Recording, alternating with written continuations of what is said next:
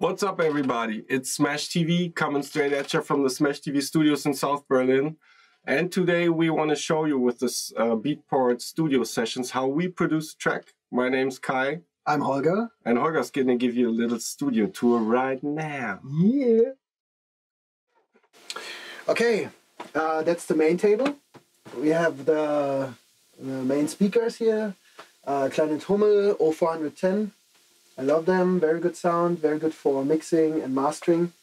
And then I have the Yamaha NS10 SB monitors to check if it works on little speakers.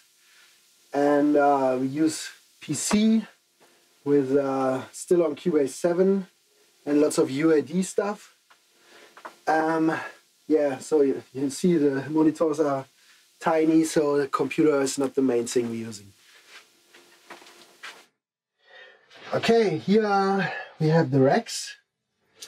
Our main mixer is a SPL Neos mixer that works on 120 volts, so it has a huge headroom and very low noise. Here's a SSL rack. We have 8-channel EQs and 4 stereo EQs, preamp and compressor, and the G-Bus compressor. In the main insert of this mixer, I have 3 different compressors. This one is the first one, the DBX. So it's like compressing a little bit all the time. The G-Bus compressor kind of makes the compression sound that we want to have in the main mix. And the blue one works as a limiter. It's the P38. Yeah, so that's this one. And I have 2 RME AD-D8 converters.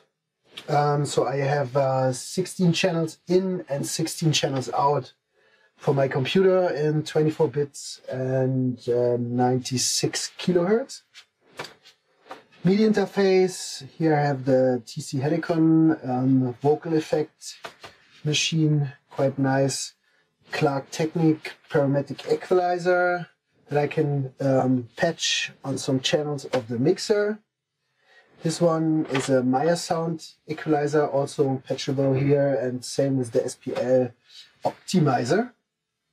Yeah, I just had a little trade on eBay and I got this Dynacord VRS23. I didn't know it before. It's actually a really cool machine. You can distort. Very nice, like for drum sounds to just give it a bit more of dirt, and you can add like really trashy reverbs and delays. It's a very good tip to buy, and it's not expensive. Then here I have old Electron machine drum and Electron Analog 4. Little part of my modular, and Moog Voyager with expansion, so I can use my modular gear to control the Voyager. And there's an old microwave, there's a programmer, and so that's basically the rack here. Here we have Electron mono machine. It's one of the rare pieces that has keys. And I love the sequencer, and I use it to control the modal, the Moog Voyager, and the microwave. And the modal is the first synthesizer, the last synthesizer that I bought. It's 12 voice polyphonic wavetable synthesizer. Sounds very good for chords and strings, and it's really hands-on. You have all the parameters, and the display is just lovely. How you see what you're doing. It's very nice to shape sound here. I'll try it a bit.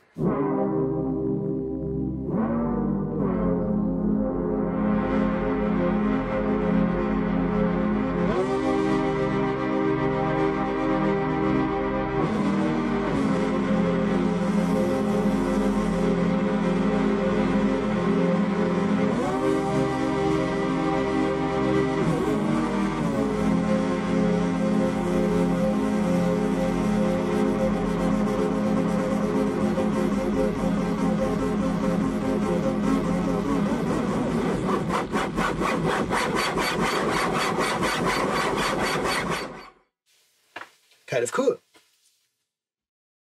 Good. That's our little jam corner. And it was a new idea to have like a big table where you just set up the stuff that you want to use for a new track and just start jamming and use the clock of a machine, not the computer, and then record everything into the main DAW and tweak it there till the end. But to start from scratch just on machines, that's the plan. And here we have a little setup that we use at the moment. It's the Pioneer SP16 is the main clock and the main sampler. We have the Novation circuit. It's really quick to add on like nice beats. Here's the main part of the modular. And yeah, SH101, Acid Lab Miami 303 copy, and nice mixer from L&T's. And basically all the gear goes here and with direct outs to the patch bay so that I can record 16 channels at the same time and tweak the last bit in the computer. You're gonna see it later. Yeah, so Kai prepared the parts and gave them to me, and we put it on the stick and have them now in the SP16. We added a bit of hi-hats from the circuit and some effects from the mixer, and made a little jam out of it and recorded all the parts separately in the computer. And yeah, a little jam looks maybe like this.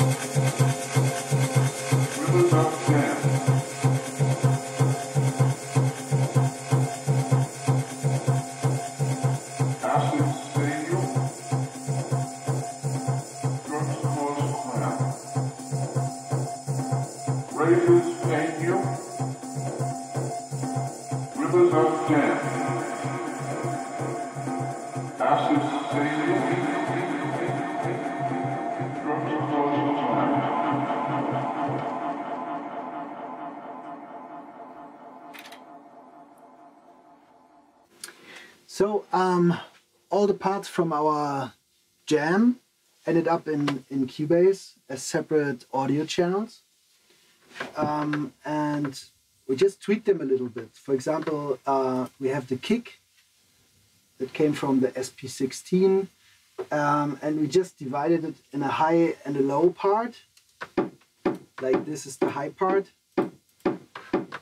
It's just a little bit of reverb and a high pass filter, and the low part, which is tweaked by the Little Labs Voice of God plugin from UAD, and this little thing here, X-Fair LFO tool, to tweak the length of the bass drum exactly like we want to have it. It's an LFO where you can modulate the volume, and so you can kind of paint how long the bass drum is, and in combination it sounds bigger than before. And what else did we do? We have here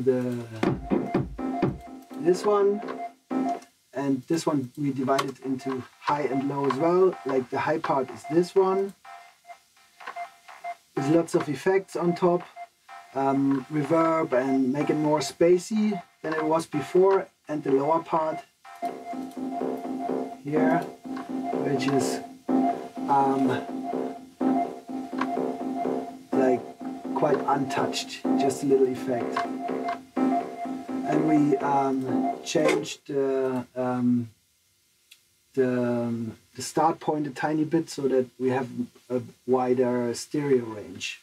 The same thing we did with this sound, divided it in left and right, and changed the timing of the elements. Like one part is a bit delayed, but just a tiny bit, and then panned to full right and full left, and in the combination it sounds way bigger than it was before. And so we have the structure, and put some equalizers here and compressors, and then everything goes in the mixer, and we have a 16-channel mix down, and have the SSL equalizers on top, and then it sounds Rivers of Jam.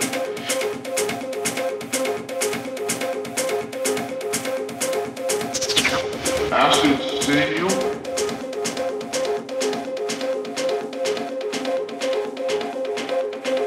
Drugs cause cramp.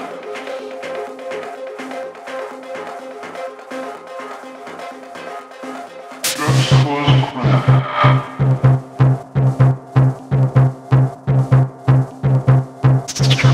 Drugs cause cramp.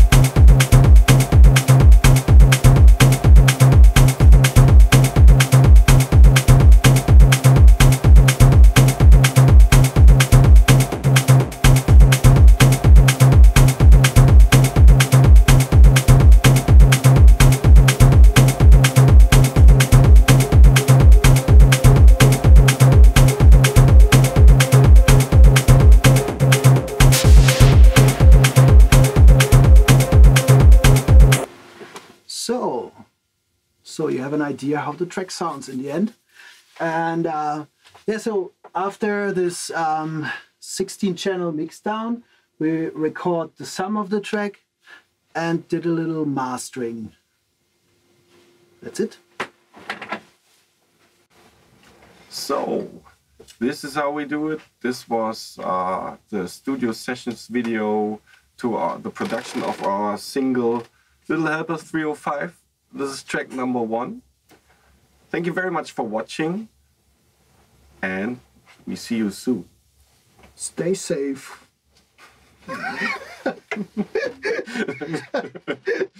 This is perfect.